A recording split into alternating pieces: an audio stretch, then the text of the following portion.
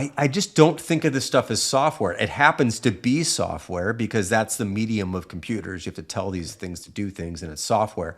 But I really think of them as objects, our products as objects. And yeah, they're flattened because they're on a flat screen. But I think that does come through in the way that they're built and the way that they work.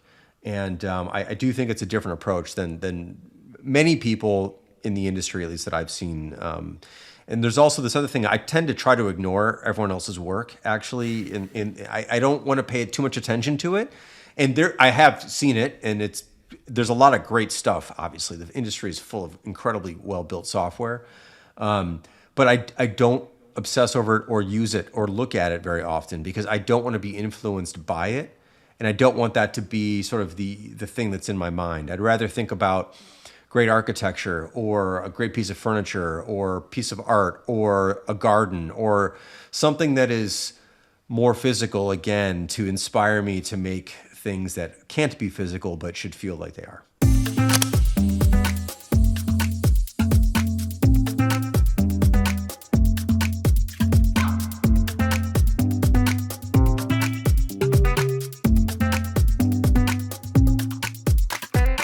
You're listening to Founder Mode, where we talk to builders who question the default assumptions. Today's episode's about building things that last, without turning your company into a machine that you hate running. And it also is about what happens when you treat software like something you want to touch and use every single day. Our guest is Jason Fried, co-founder of 37 Signals, the makers of Basecamp and Hay. And they just launched Fizzy, which is their take on Kanban, and a refreshing look at how you can build software if it doesn't have a decade-old code base. Should we talk to Jason? Let's do it.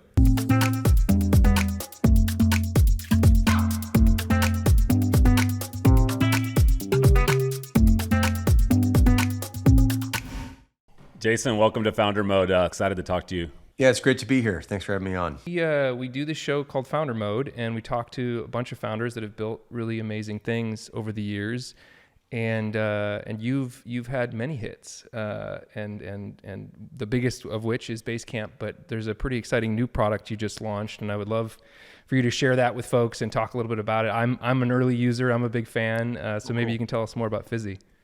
I mean, Fizzy is basically our take on Kanban, which is an old idea, which I think stems back to the 40s or 50s. Actually, it's been around for a long time, and then I think it was 2011 when Trello came out and kind of brought that to more the, technical masses or the project management side of things. And Trello is and was a great product, but it's sort of like most things that have been around for that long have sort of become a lot more than just the fundamental basics of what makes Kanban a really good idea.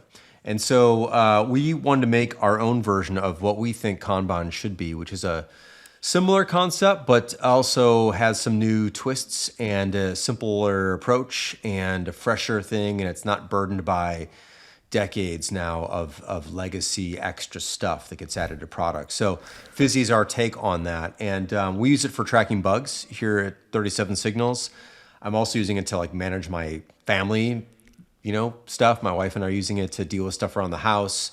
And a lot of people are using it for all sorts of reasons. So it's not just about software. It's certainly not even tailored for bug tracking or software development, but it certainly can be used that way, but it can be used for all sorts of things. Basically, if you use to-do lists or to want to track anything, Kanban-style tracker is a really good approach, and Fizzy's probably one of the simplest and I'd say most vibrant, playful, hopefully joyous versions to do that.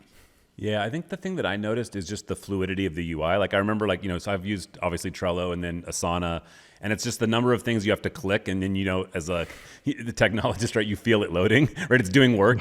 It doesn't feel like Fizzy's working. It feels like it's just, you're kind of almost thinking and doing, and it's just kind of like that fluidity. And I'm curious, where that work lived in 37 Signals before Fizzy? Was it in Basecamp and you guys were using sort of features inside of there, or was there something else that you guys were using to track bugs? Yeah, so first, the fluidity and the sort of responsiveness and just sort of the way it works is really core to it, and was a big effort to get it to just feel right and feel fast in the right places. And make the things you do all the time feel really good. The common touch points just felt great. That we've worked really hard on that, and I'm glad that you noticed it. Before Fizzy, we used Basecamp's card tables, which is basically card tables are Kanban boards inside Basecamp. And Fizzy drew from that, was inspired by that, but has a very different visual approach. The functionality is quite similar, but the way it works is quite different. And the way it looks is certainly quite different. And what's interesting is with software, in the world, most people pick a lot of things just for the way they look. They pick clothes, they pick cars, they pick all sorts of things just for the way things look. They pick a house, they pick furniture this way.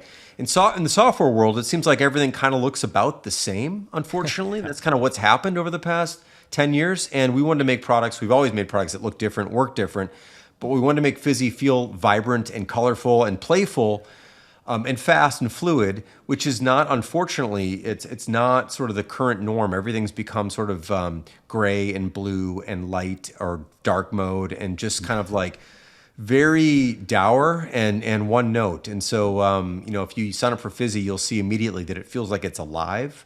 And that's something we are aiming for as well. Yeah, I think with all 37 Signals products, and I mentioned this to you when we first met, that I'm also from Chicago and kind of was living and working there and kind of watching you guys blow up in the early Basecamp days. And there is a joyfulness that is kind of comes through in a lot of the products that you've built. And there's kind of a take that is, what is everyone else doing? Okay, we're not going to do that, which I think is great. And some people do that for the sake of it, just to be different.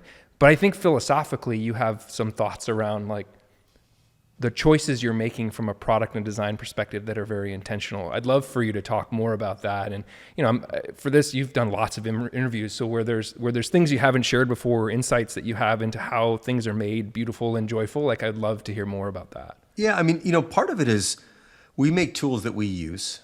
We only make products that we use, and we use these products all day long. So if you're going to be using a tool all day long and you're in front of this thing and it's with you, why not make it something that's has a little bit of joy in it, has a good feel to it, it makes you feel good about the tool itself. I mean, the tool has to be functional, has to work, but why not just make it feel good, look good? I mean, again, I tend to think of these things as if they were physical objects. If I had a physical object and I had to grip it a lot, I'd probably want some sort of really nice material, or a little bit of knurling, so I had some grip depending on what it would be, but not too much because then it would poke into your hand. You probably use like a weight bar or something with too much knurling, and it's like it hurts. You got to find the right amount of that. Or if you're going to use leather for a grip, like what kind of leather? You want to think about these touch points, and that's how I tend to think about software. Is like, what would it feel like if it was a physical object? And if I had to hold this thing all day and work with this thing all day, at the end of the day, would I want to put it down because I'm sick of it? Or would I be like, that was a great day's worth of work. I can't wait to pick this thing up again tomorrow. That's the mentality we try to bring to it. It doesn't always map one-to-one from a physical object to a virtual object, but conceptually, I just keep thinking, what if this was real? What if this was real? And that helps because I don't know. I mean, I can't speak, and it's too, you can't say like the industry really because it's too broad. But I just don't think of this stuff as software. It happens to be software because that's the medium of computers. You have to tell these things to do things, and it's software. But I really think of them as objects. Our products as objects, and yeah, they're flattened because they're on a flat screen. But I think that does come through in the way that they're built and the way that they work. And I do think it's a different approach than many people in the industry, at least that I've seen. And there's also this other thing. I tend to try to ignore everyone else's work, actually. I don't want to pay too much attention to it. And I have seen it, and there's a lot of great stuff, obviously. The industry is full of incredibly well-built software. But I don't obsess over it or use it or look at it very often because I don't want to be influenced by it. And I don't want that to be sort of the thing that's in my mind. I'd rather think about great architecture or a great piece of furniture or piece of art or a garden or something that is more physical, again, to inspire me to make things that can't be physical but should feel like they are. Yeah, it's incredible. I think thinking back to you guys have Hey, the calendar and email and stuff, and I'm guessing you run the company on that now, but because you use stuff that you build and build stuff you use. like what were you email? So I worked in email for like 18 years, ended up, building Outlook, them on the mobile side. And what did you guys use before? Hey, like, were you on Google or were you on Microsoft? The company has been around for a while. Which email were you using, or something more like native IMAP?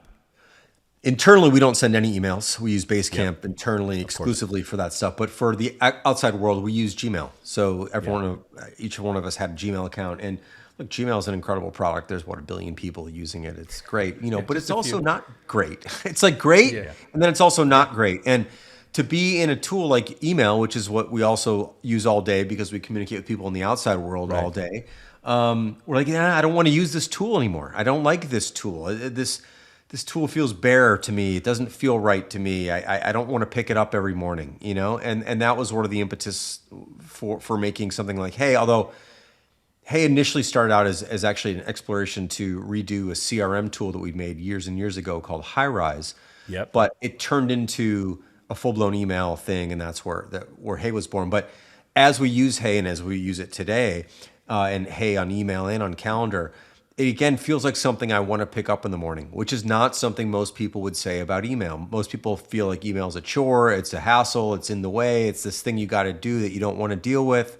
I don't feel that way when I use Hey. And so that's sort of the guiding light for us is like, if we have to use it all day, it better be something we want to use and want to feel good about using it and are excited to fire up in the morning. That's sort of what we're aiming for. Yeah, I mean, I saw like you guys added like the kind of like year view to like the calendar, right? And like this, like it's just insane, like because again, you want to look at your year, like you want, and it's very visual and like. And with the photos and stuff was kind of cool. That wasn't our idea, by the way. Someone else, I don't know if you saw, like, but you gave them credit, which I thought was nice. Yeah, like someone else posted this thing. I'm like, that's a great idea. We should do that too. And of course, it gave him some credit because he deserves it. And it's also like it's funny because we all used to have a long time ago would have like a big, huge paper calendar. My mom still does on the wall.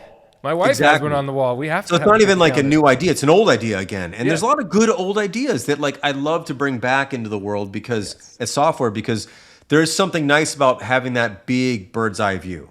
And so that's essentially what this is. Yeah. Do you think about the surface area of the future? Like, and I know you guys are famous for not having roadmaps and taking a very different approach to how you build software, but and build the tools and the objects that you're creating, right? But when you look at the landscape from a tech perspective and the way that new interfaces continue, we're actually here in Las Vegas right now. We're at CES, and there's so many new kind of ways to interact with software and technology now that I imagine you are thinking about the future and what that looks like and the kinds of interesting objects you can create when we aren't attached to the screen all the time and can kind of look through our glasses or on our wrists. Like, how do you think about that stuff? Yeah, I still tend to look at, I look at my desk a lot, actually, like my physical desk, and I go like, how do I organize stuff? How do most people, like they just make piles of things. I have a lot of piles.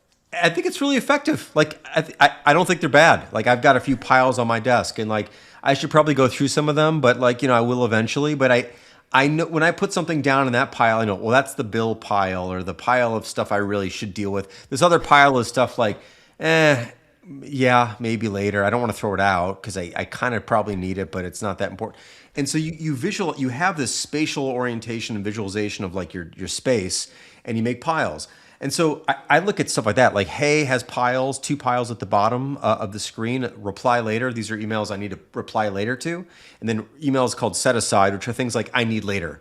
This is modeled exactly on like my desk, And Basecamp 5, which we're working on now, also has, was still really called stacks, not piles, but it doesn't matter.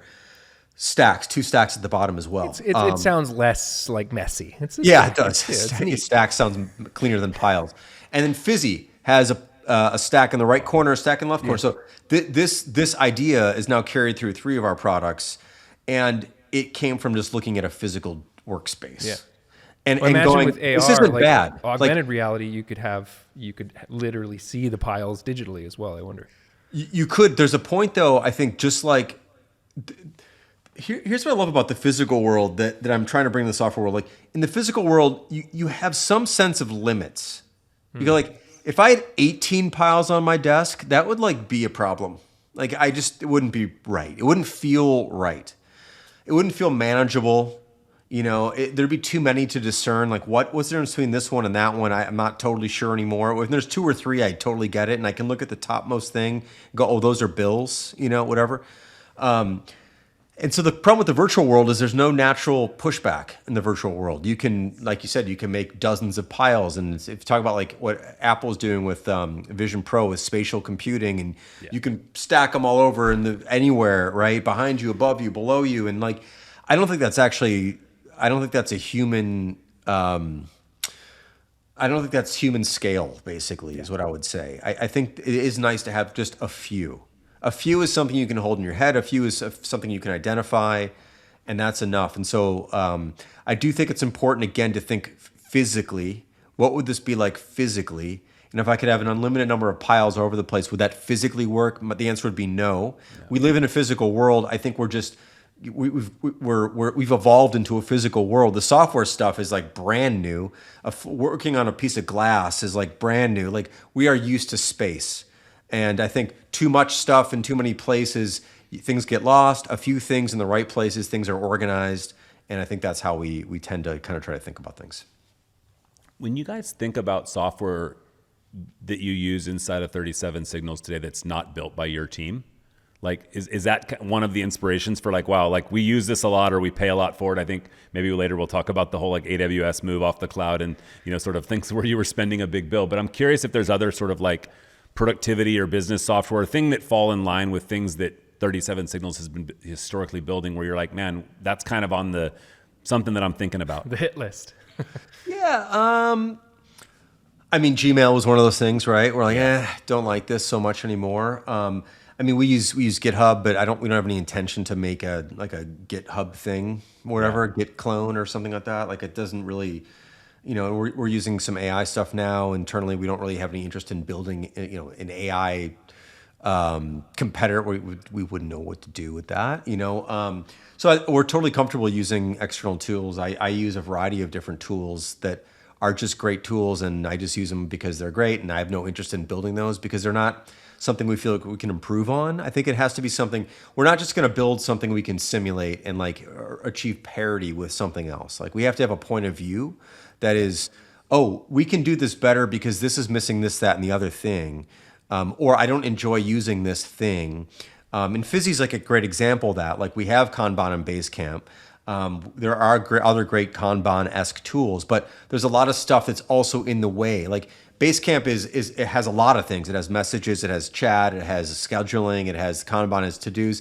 And for complete full projects, it's perfect to have all those things. But if you just want to organize a few things, Kanban's enough. And I don't want to have to like make my way like through all the other stuff just to get to that, which is why Fizzy is a standalone Kanban style approach. And so we have to have a point of view, I would say, in order to go in there and decide that we're going to put in the effort to build something, because it's a lot of work. And people, it's easier maybe than ever in some ways, but it's still always a lot of work to build a really good product from scratch.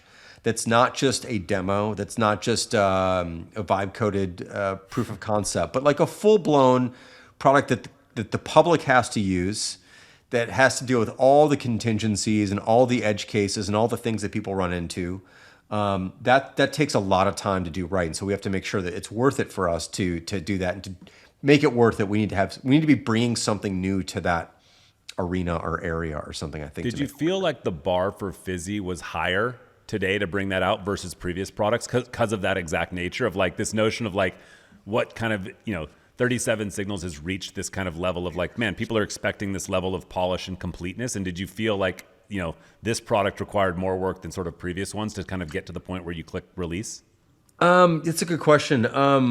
It took a long time. It took like 18 months to build this, but not because of what you see now, but because of all the radical iterations we came up with early. It took us a while to find the right balance on this one. If we would build it over right now, I think it would have taken 6 months instead of 18 months, to get it just right. But we'd gone through a bunch of iterations. I think there is an expectation of high fidelity these days, and we also wanted to up our own game. And everything we do, we want to make it better than the last thing. And so a lot of the ideas in Fizzy are now making their way into Basecamp 5. And so if something's going to make it into Basecamp, it's got to be better than what we have. And so that was sort of, Basecamp's a pretty high bar. We wanted to make sure that we made it better than that. And then we had new ideas we wanted to explore, and there's new tech that we can use.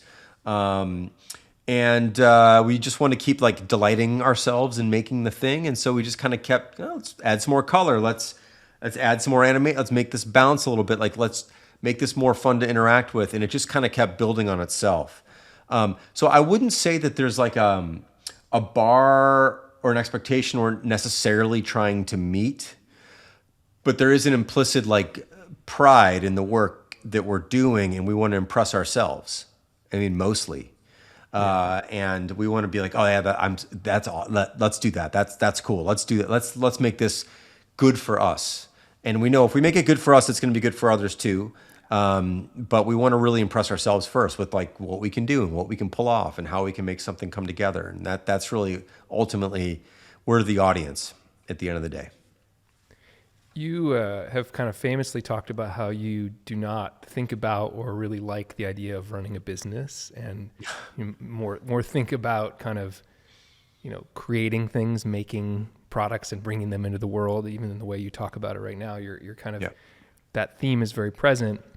This show is called Founder Mode, and kind of talks to founders and embodies that. I don't know if you read the Paul Graham essay and the Brian Chesky stuff, and it's like kind of 996 in every detail, really obsessive.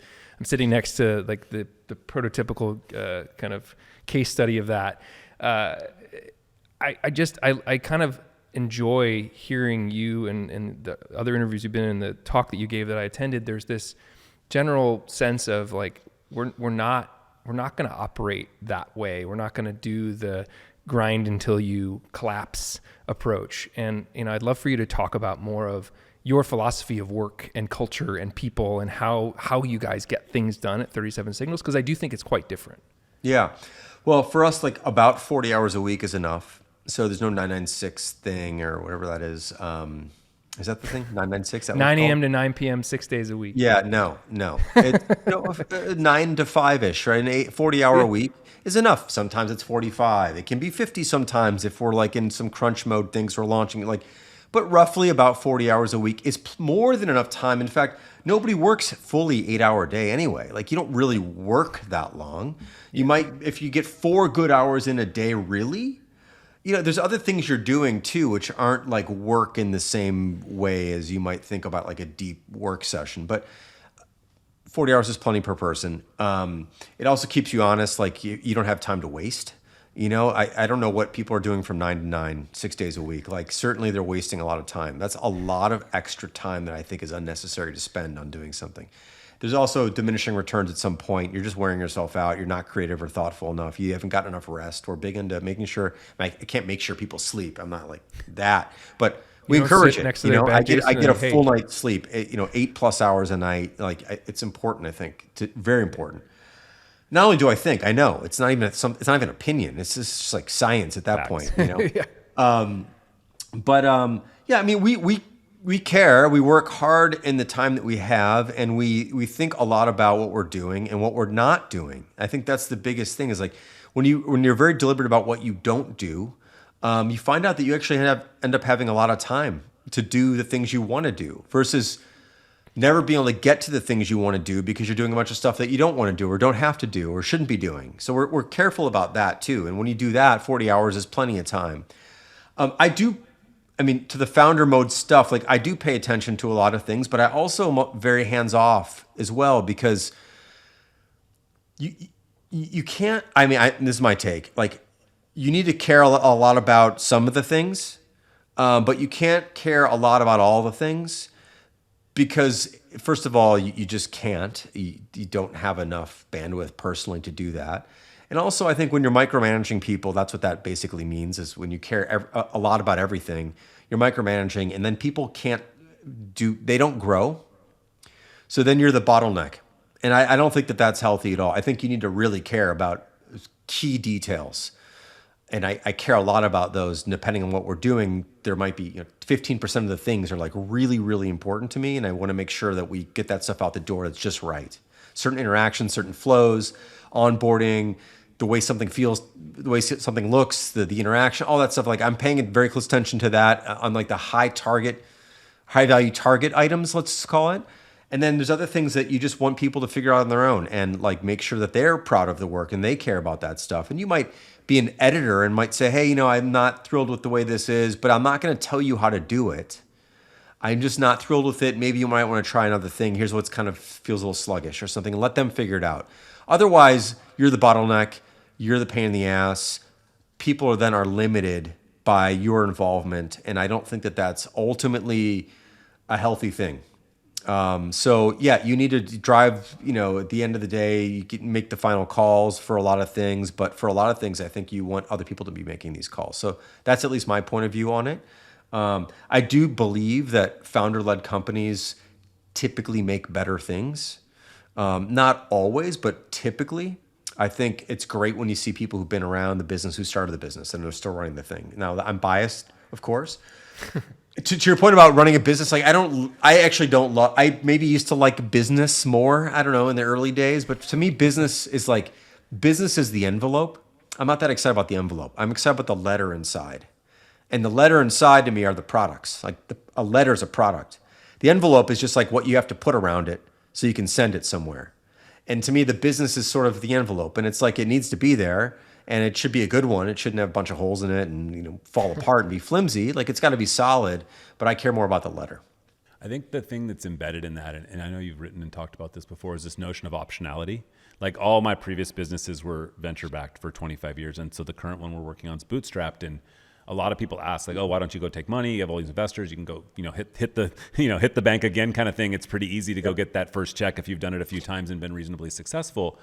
And it's like, it is the optionality. It's like you don't have a boss. You can pick the customers you work with. You can pick what decisions you work on, who you hire. And it's this, I'm curious your stage, like where you have run the same business for so many years and you still have like arguably probably more optionality than almost any founder out there because of where the business is in its place and like how those choices are. And like what sort of optionality would you say the last, you know, year or two have versus like those first couple years when you guys started the company? Like has that optionality changed, or your sort of the impact that optionality has on your day-to-day changed? Yeah, I mean, it's essentially always been the same, but the truth, like the truth, if you look at it like literally, is that in the first few years, no one knew who we were. So like, yeah, we had all the options in the world, but like, who was going to give us anything, right? So the only option we had was to like make it work.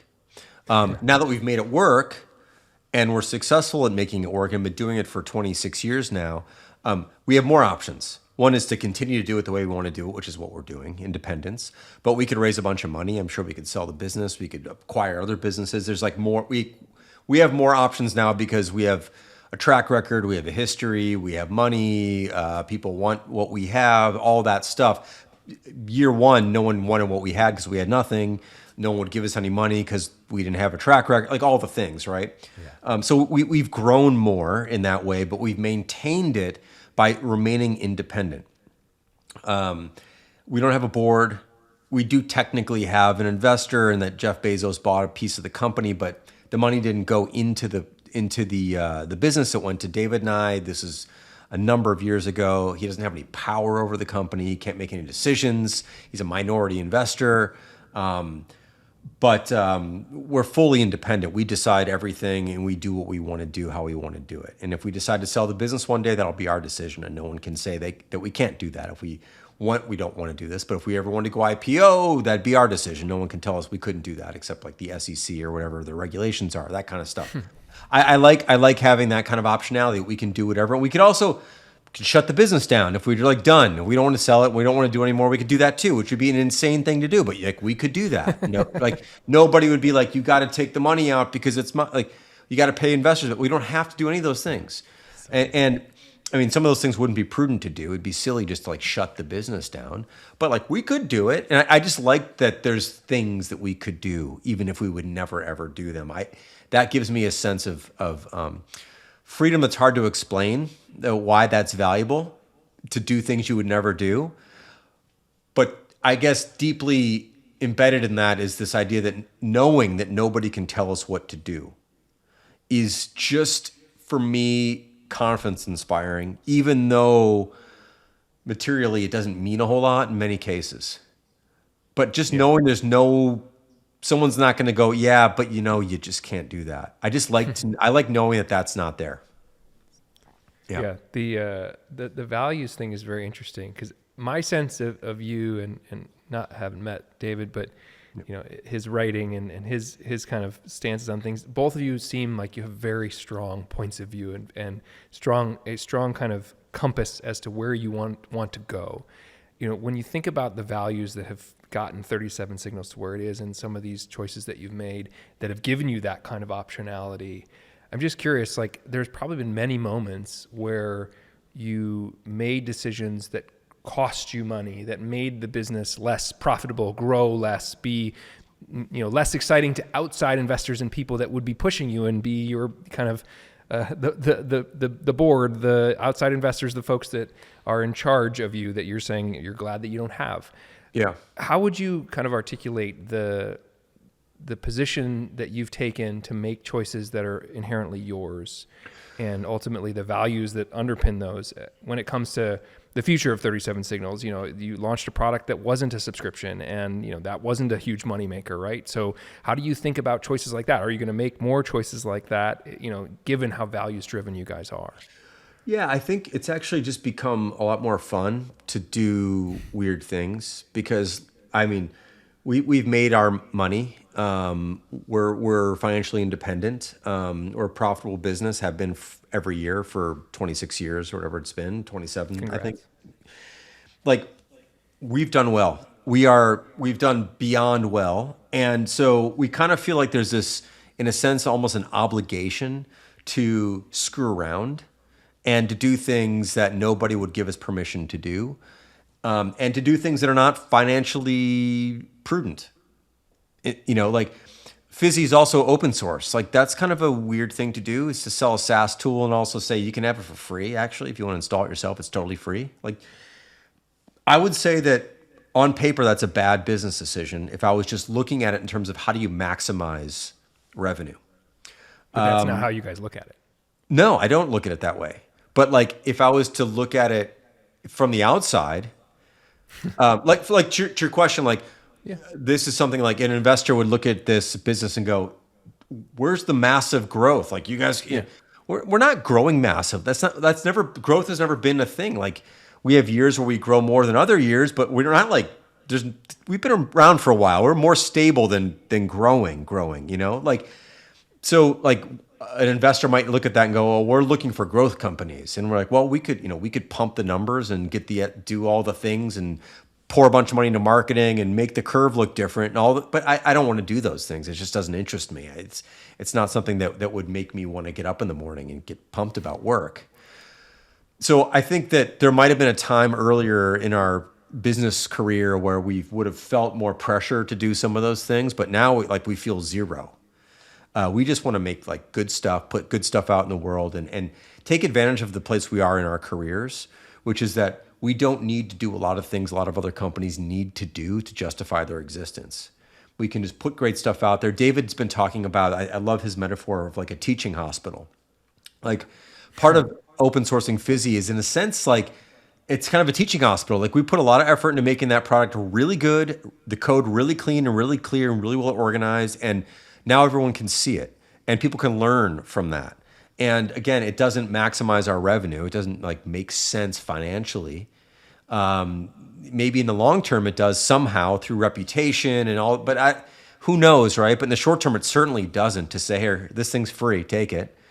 But we still feel like it's the right thing to do and we wouldn't do it any other way. So I guess that we're just having more fun, frankly, at this point in our careers, and part of that, though, hopefully, is giving back by exposing more of the work that we've done that we think is good, that we think other people can learn from, and like David with the whole Marshy thing, the Linux distribution that he's put out there, like it's wild. Like he just like spent 6 months with a bunch of other people's help, and like there's a whole Linux distribution now that he's built, and it's like that's a wild thing to do too, and totally free, completely open source and free, and time consuming on his part, but he's thrilled about it. Would he have spent that kind of time as a company, could we have afforded him 6 months of not like working on some other stuff just to do that like 15, 20 years ago? Probably not, but we can do that now. And that's the beauty of it all.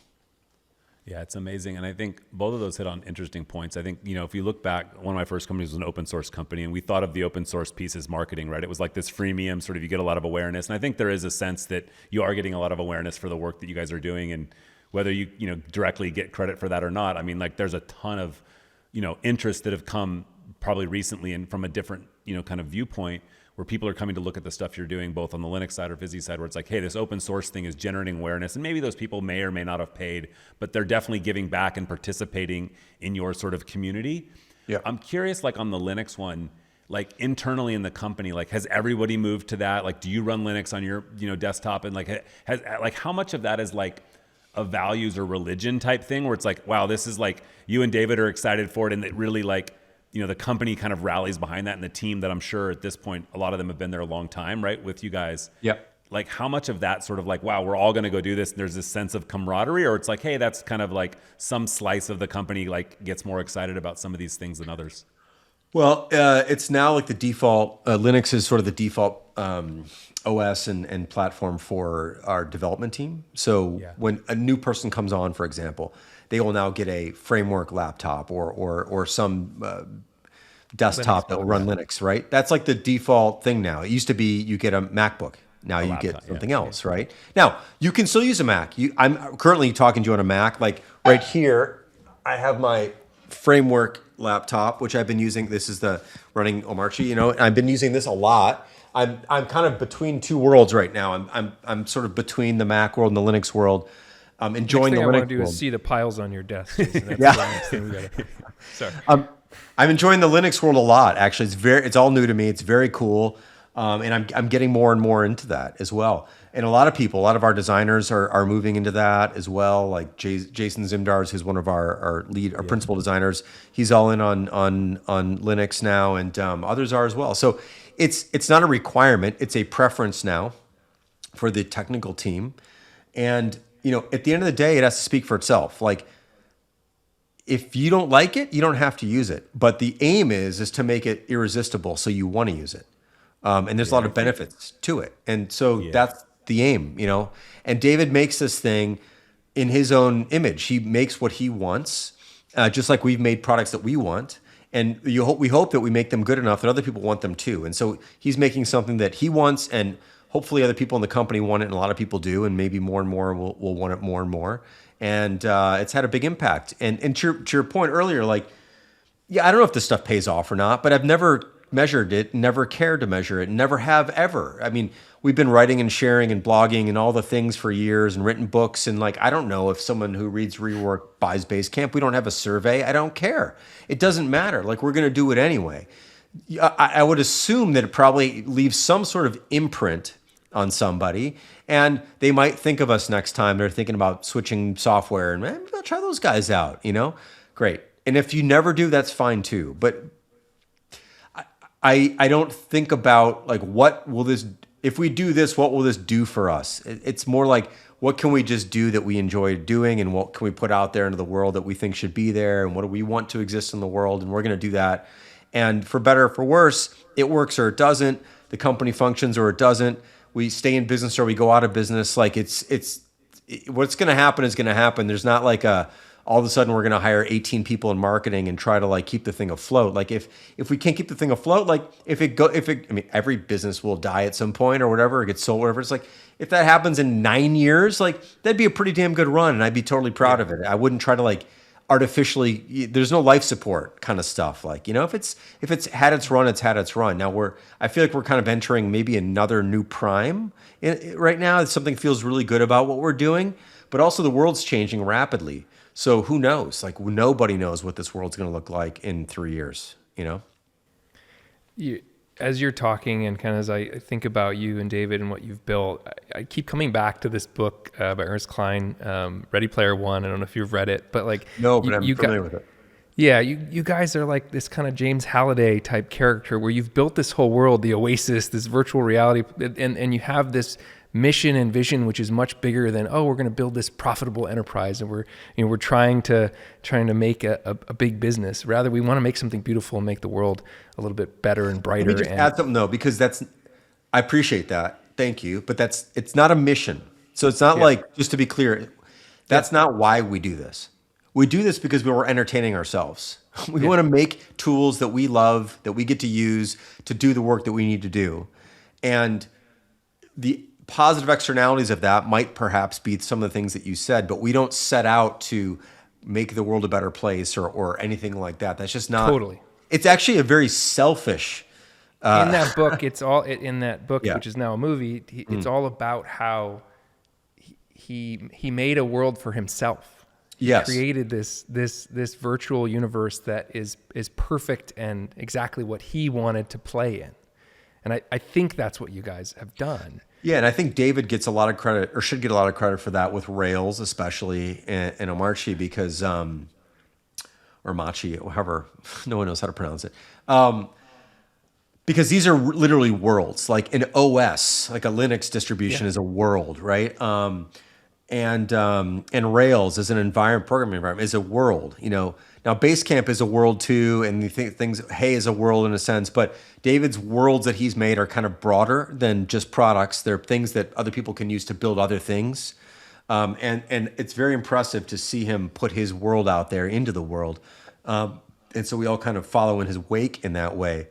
But yeah, I think we've just been very fortunate to, I think, have started this at the right time, been lucky along the way, followed our own intuitions and our desires and interests, which happened to align with enough people at the right time in the right way that we were able to build a business out of this. This was not a scientific endeavor. This has never been a maximization effort. I don't know, this isn't about squeezing the last anything out of anything. This is just like we have a career. We are gonna work every day for us or for someone else. If we can do it for us, great. And if we can make the things we're gonna use every day that we're gonna use to make the other things we're gonna make, even better.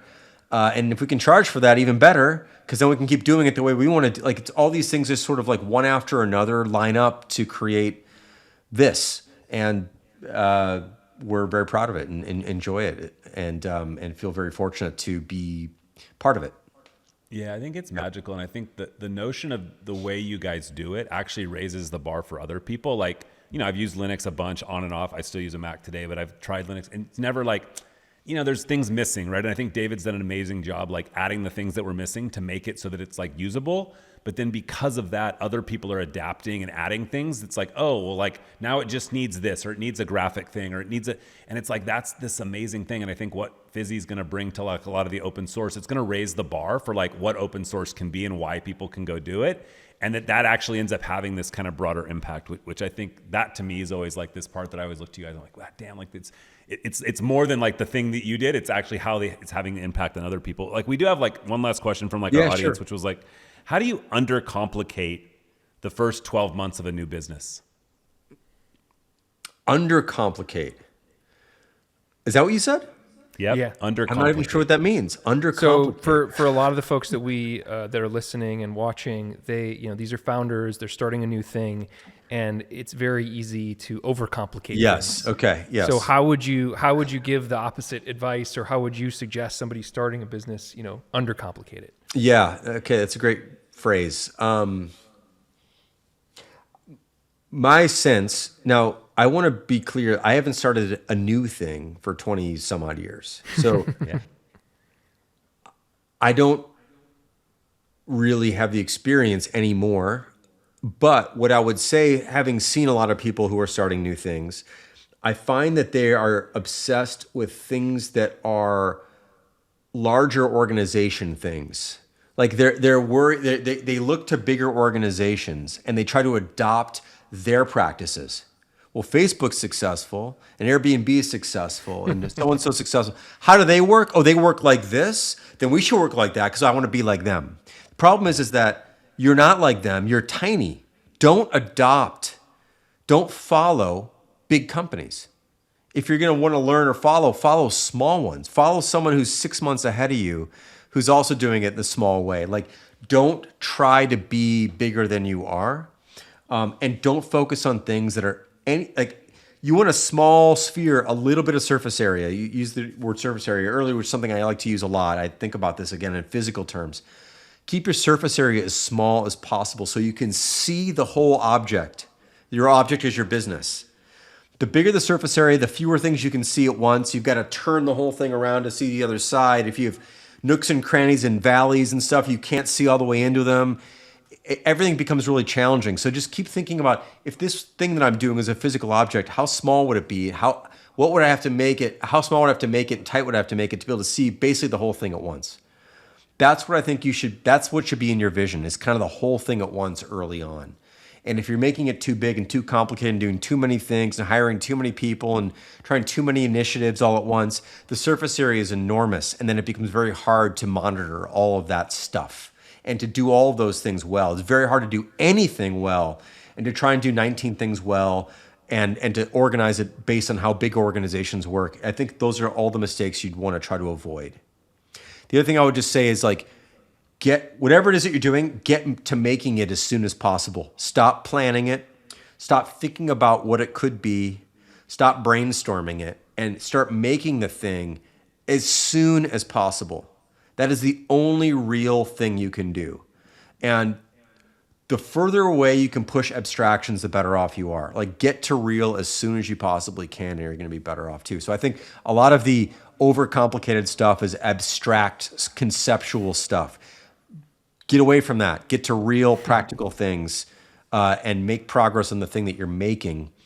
And I think that's kind of the most honest way to approach this sort of thing. Amazing. Yeah. Yeah. Thanks so much for joining us, Jason. Anytime. This It's has been great. awesome. Where can folks find you online, connect with you, follow what you're doing? Where should they go to sign up for the coolest, newest thing that you're working on? Well, I'm mostly like in the social world. I'm on X. Just my name, just at Jason Fried, Fried. I'm on LinkedIn as well. Those are the only two places I really on the social side of things. 37signals.com, basecamp.com, fizzy.do, hey.com, hey.com. Those places, that's where we are. That's what we do. Check us out there. You can also email me directly, jason@hey.com. So it's hey.com, or jason@basecamp.com, or jason@37signals.com. Just reach out to me any way you want if you have a question or whatever. I try to get back to everyone within a few days. And I don't have an assistant or anything. It's just me. So write me and I'll write you back. And that's it. Yeah. Wow. Amazing. Thank you so much. You bet. Thank you so much. It's fun to be here. That was Jason Fried. And if you ever felt the pressure to build louder, faster, and bigger, this episode was the perfect counterweight. Totally. The theme running through everything that he said was keep it human scale. The team, the business, even the way you think about how you spend your day. All right, Jason. What was the Founder Mode top 5 takeaways? 1, build tools you want to pick up every morning. 2, keep the surface area small, especially in year 1. 3, 40 hours is enough. You don't have to 996, Kevin. 4, founder involvement is selective, not total. David went off and spent 6 months building a whole new Linux. 5, optionality can come from independence. Profitable, board-free companies are allowed to do weird stuff. If this episode helped you rethink the growth and simplicity of the culture you're building, share it with another founder who needs to hear it. And subscribe to Founder Mode. New episodes every week. That's it for today. Because sometimes the smartest move is knowing when enough is enough.